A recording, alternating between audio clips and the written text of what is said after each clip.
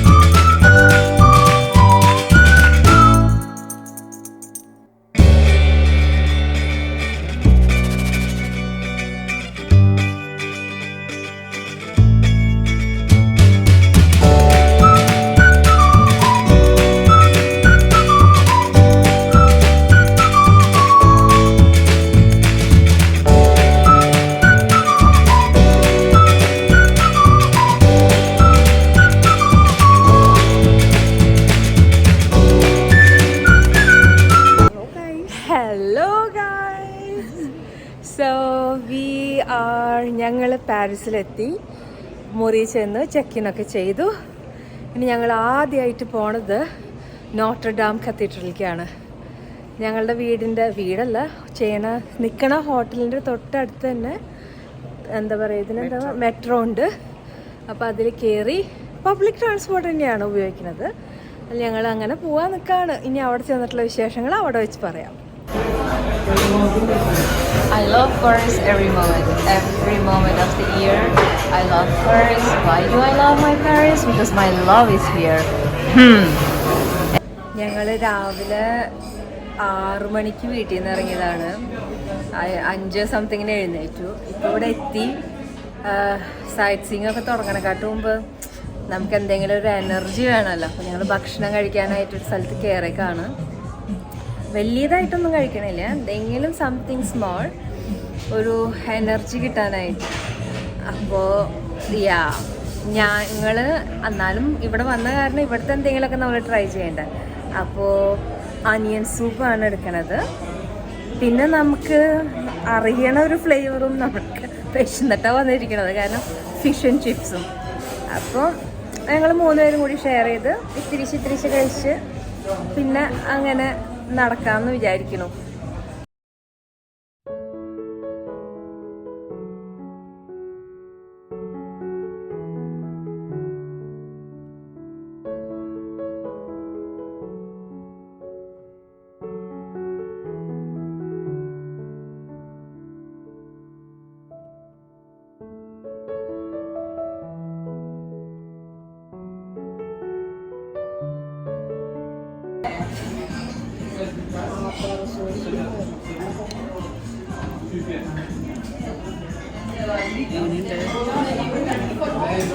Guys, ഒരു അംഗം തീർത്ത ഇതിലാണ്. എങ്ങനെയുണ്ടായിരുന്നു? നല്ലതായിരുന്നു. നല്ല ടേസ്റ്റി ഫുഡായിരുന്നു അല്ലേ? ഞങ്ങൾ 3 ഡിഫറെൻറ്റ് കാര്യങ്ങളാണ് എടുത്തത്. എല്ലാതും ഭയങ്കര ഫ്ലേവർഫുള്ളായിരുന്നു. അതോ ഞങ്ങൾക്ക് വിശപ്പുണ്ടായിരുന്നത് കൊണ്ടായിരുന്നോ എന്നറിയില്ല. പക്ഷെ അനിയൻ സൂപ്പ് നല്ല സൂപ്പറായിരുന്നു. ഇത് ബ്രുസ്കെറ്റ എന്ന് പറഞ്ഞാൽ ചീസും ഗാർലിക്കും ഒക്കെയുള്ള ഒരു ഇതായിരുന്നു. ഭയങ്കര രസമുണ്ടായിരുന്നു. ഫിഷ് ആൻഡ് ചിപ്സ് പിന്നെ പറയണ്ടല്ലോ. എന്നിട്ട് ആലോചിക്കേ, ബാക്കി വരുന്നത് പോംഫ്രിറ്റ്സ് ആണ്, അതായത് ഫ്രഞ്ച് ഫ്രൈസ്. അപ്പം ഇനി നടക്കാം.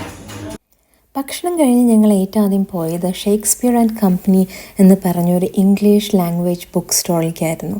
ഇത് ഓപ്പൺ ചെയ്തത് 1951 ഒരു American ex serviceman George Whitman ആണ് ഇത് ഓപ്പൺ ചെയ്തത്. വളരെ പെട്ടെന്ന് തന്നെ ഈ സ്ഥലം focal point of literacy culture in expat bohemian പാരീസായി മാറിക്കഴിഞ്ഞു. വളരെ ഫേമസ് ആയ റൈറ്റേഴ്സ് ഇവിടുത്തെ റെഗുലർ വിസിറ്റേഴ്സ് ആയിരുന്നു എന്നതാണ് മറ്റൊരു പ്രത്യേകത. Wait, we went into Shakespeare and Company bookstore. It's a very nice thing. Bought some books. And we bought this one for Andreas, Andrapan.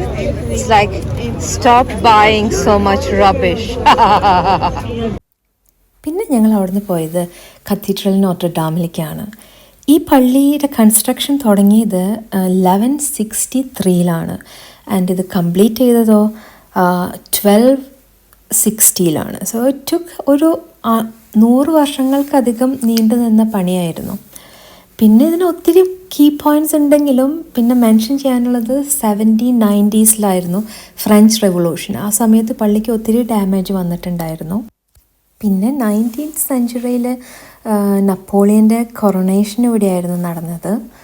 പിന്നെ ഈ കത്തീഡ്രലിനെ ആസ്പദമാക്കിയിട്ടാണ് നമുക്ക് എല്ലാവർക്കും ഇഷ്ടപ്പെട്ട ഒരു നോവൽ വന്നത്, the hunch back of Notre Dame. അത് ഈ പള്ളിക്ക് ഒത്തിരി പബ്ലിസിറ്റി കൊടുത്തിട്ടുണ്ടായിരുന്നു. പിന്നെ നമ്മുടെ കാലത്ത് നടന്ന ഒരു മഹാദുരന്തമാണ് 2019 ഒരു വലിയ തീപിടുത്തം. അതിൻ്റെ വിഷ്വൽസ് ഇപ്പോഴും യൂട്യൂബിൽ അവൈലബിൾ ആണ്.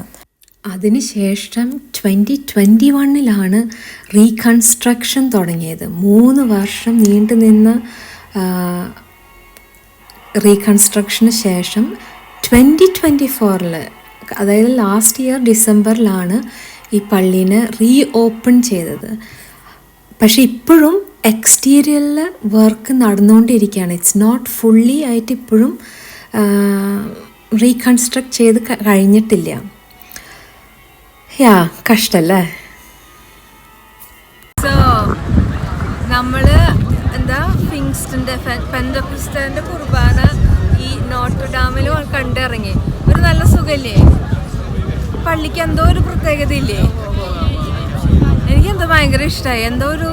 എനിക്ക് പറയാൻ അറിയില്ല എങ്ങനെയാന്നുള്ളത്. പക്ഷെ ഇത്രയും നല്ലൊരു പാവം പള്ളീനെ എങ്ങനെ കത്തിക്കാൻ തോന്നി?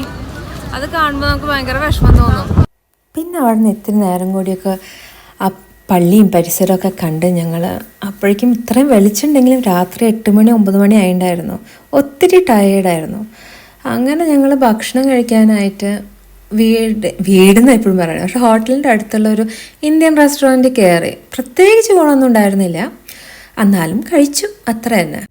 ഇത് ഡേ 1 എന്ന് പറയാൻ പറ്റില്ല, കാരണം ഞങ്ങൾ സൈറ്റ് സീയിങ് ഭക്ഷണമൊക്കെ കഴിച്ചു കഴിഞ്ഞ് തുടങ്ങിയത് 4 മണിക്കാണ്.